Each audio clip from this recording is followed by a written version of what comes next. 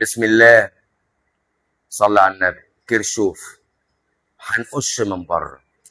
ازاي يا مستر؟ دايره متقسمه 3 خطوط كده كرشوف وفيها بطاريتين او اكتر. الراجل عايز ار. طيب حط نقطه هنا. خلينا من اهل اليمين. هو في المسار اللي هو قش من بره ده في حاجه مش معروفه غير الار. يعني الفي بي مش معروفه؟ لا معروفه. مقاومات دي معروفه والتيار ده معروف. والنقطه دي مادام داخل خارج منها 4 كان داخل لها 6 يبقى هيخرج منها 2.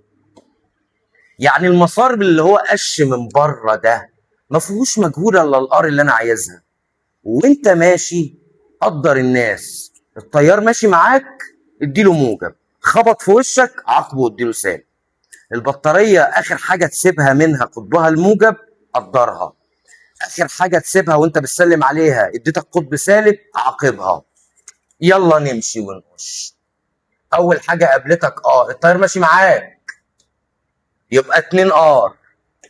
في حاجه تانية ملك التيار ده في مقاومه داخليه، ما هي الار ديت والار ديت، ولو في مقاومه هنا ملك التيار ده مفيش. كمل 3 والتيار ماشي معاك ابو 6. البطاريه بقى وانت ماشي كده ركز معايا اخر حاجه سايبها القطب الايه؟ الموجب، يبقى تتكتب موجب 28.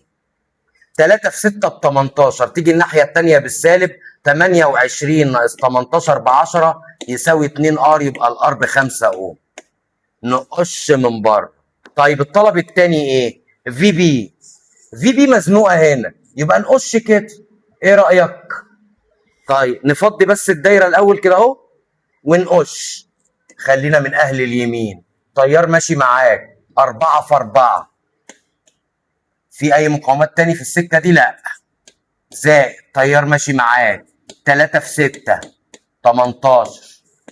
يبقى الفي بي عباره عن 16 زائد 18. صلي بينا على النبي تبقى 34 فولت.